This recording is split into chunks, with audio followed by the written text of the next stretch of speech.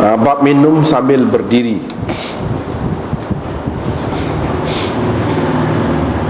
Imam Muslim dengan sanadnya meriwayatkan daripada Anas bahawa Nabi SAW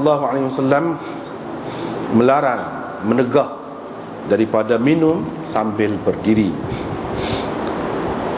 Riwayat daripada Anas lagi daripada Nabi SAW bahawa baginda melarang seseorang itu minum sambil berdiri. Baginda bersabda, kata Qatadah, kami pun katalah, makan yang ini bagaimana? Qala, kata Anas, itu lebih buruk lagi ataupun lebih jelek lagi. Dengan sanad satu lagi riwayat daripada Anas daripada Nabi SAW sama seperti itu juga lafaz hadisnya, tetapi di dalamnya perawi tidak ada menyebutkan kata-kata Qatadah tadi. Ada yang kata makan, itu tak ada sebut. Dengan sanadnya Imam Muslim meriwayatkan daripada Abi Sa'id Al-Khudri bahawa Nabi SAW melarang daripada minum sambil berdiri. Riwayat daripada Abi Sa'id Al-Khudri lagi, Rasulullah SAW melarang minum sambil berdiri. Akhir sekali riwayat daripada Abi Hurairah, katanya Rasulullah SAW bersabda, jangan sekali-kali seseorang daripada kamu minum sambil berdiri.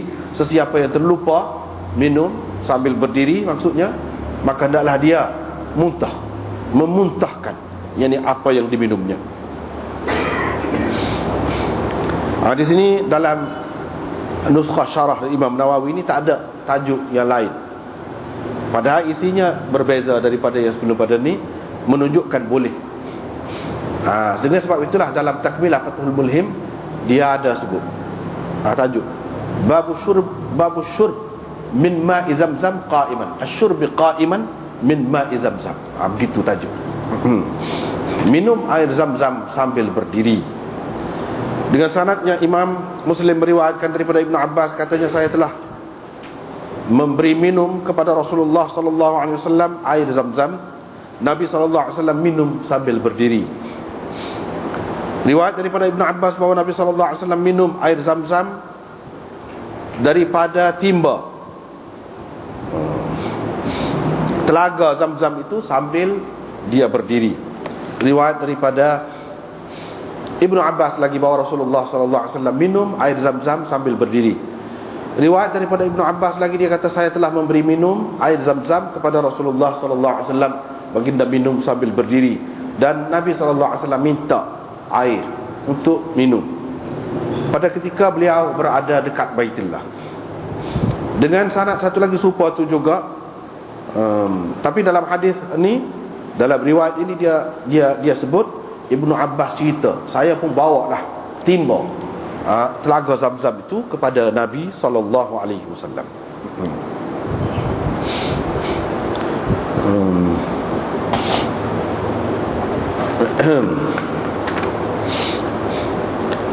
Dan bab larangan bernafas pada ketika minum dalam bekas air, dan elok bernafas 3 kali di luar bekas. Imam Muslim dengan sanadnya meriwayatkan daripada Abi Qatadah bahawa Nabi SAW melarang seseorang itu bernafas dalam bekas minuman. Riwayat daripada Anas bahawa Rasulullah SAW bernafas dalam bekas minuman 3 kali. Riwayat daripada Anas lagi, Rasulullah SAW bernafas pada ketika minum 3 kali. Baginda bersabda, itu cara minum yang seperti itu lebih memuaskan dahaga, menghilangkan dahaga, wa abra, dan lebih baik untuk kesihatan, lebih menyembuhkan penyakit, wa amra, dan lebih enak, lebih sedap. Anas berkata, kerana itu saya bernafas pada ketika minum 3 kali. Riwayat daripada Anas daripada Nabi SAW sama seperti hadis sebelumnya, wa qala, tapi perawi dalam riwayat ini menyebutkan dalam bekas itu. Ini bab elok mengedarkan air dan susu dan sebagainya ke sebelah kanan, ke sebelah kanan orang yang datang dulu. Riwayat daripada Anas bin Malik bahawa Rasulullah SAW pernah dibawa susu yang telah dicampur dengan air.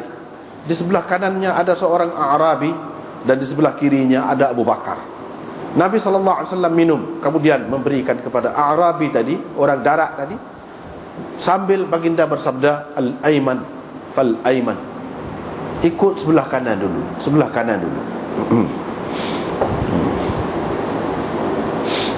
Riwayat daripada Anas, katanya Nabi SAW pergi ke Madinah atau datang ke Madinah ketika saya berumur 10 tahun. Nabi SAW wafat ketika saya berumur 20 tahun. Ibu-ibu saya mendorong saya supaya berkhidmat kepada Nabi SAW. Pernah Nabi SAW masuk ke perkampungan kami. Kami pun memerah susu kambing ternak yang diternak di dalam rumah, dan dicampurkan dalam susu itu air telaga di perkampungan kami. Rasulullah SAW pun minum. Umar berkata kepadanya ketika Abu Bakar, dalam keadaan Abu Bakar berada di sebelah kiri Nabi SAW, wahai Rasulullah, berikan kepada Abu Bakar. Tetapi Nabi SAW memberikan susu lebih lebihan minum yang diminumnya itu, lebihan susu itu kepada A'rabi di sebelah kanannya. Rasulullah SAW bersabda sambil dia kata, al-ayman fal-ayman, ikut sebelah kanan, sebelah kanan. Dengan sanadnya Imam Muslim meriwayatkan daripada Anas bin Malik, beliau menceritakan, katanya Rasulullah SAW telah datang ataupun pergi ke perkampungan kami. Dia pun minta sesuatu untuk diminum. Kami pun memerah susu, memerah susu kambing. Kemudian saya campurkannya dengan air telaga saya ini. Kata Anas, selepas itu saya berikan kepada Rasulullah SAW. Rasulullah minum. Ketika itu Abu Bakar berada di sebelah kirinya, Umar di sebelah hadapannya, dan seorang A'rabi di sebelah kanannya. Bila Rasulullah SAW selesai minum, Umar berkata, ini Abu Bakar, wahai Rasulullah. Dia cuba mengingatkan Rasulullah Abu Bakar.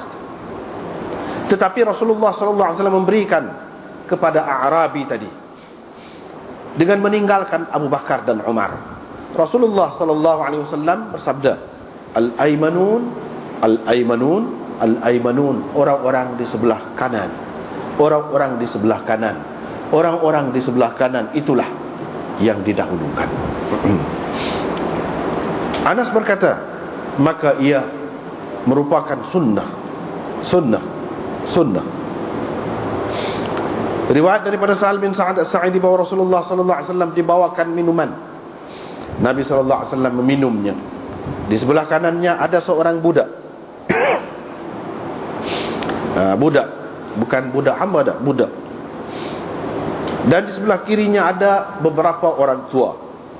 Nabi SAW berkata kepada budak itu, adakah kamu izinkan kepadaku untuk kuberikan kepada mereka ini? Budak itu berkata, tidak, demi Allah, saya tidak akan mengutamakan bahagian saya daripada engkau kepada sesiapa pun. Saya tidak akan melebihkan sesiapa pun untuk mendapat bahagian saya daripadamu. Perawi berkata, maka Rasulullah SAW pun meletakkan bekas itu di tangannya. Dengan sanadnya Imam Muslim meriwayatkan daripada Sahal bin Sa'ad daripada Nabi SAW, sama seperti hadis yang tersebut tadi, tetapi kedua-dua perawi ini tidak menyebutkan fatallahu. Nabi SAW meletakkan dengan kuat, kalau talla. Tetapi dalam riwayat Ya'qub dia kata wa fa'atahu iya. Nabi SAW memberikan kepadanya. Ini bab elok menjilat jari, jemari dan bekas yang dimakan. Juga bab memakan cebisan yang terjatuh selepas menyapu apa-apa yang mengenainya, selepas menyapu sampah ataupun apa-apa yang mengenainya. Dan larangan menyapu tangan sebelum menyapu menjilat jari, kerana ada kemungkinan keberkatan makanan terletak pada yang baki lagi itu.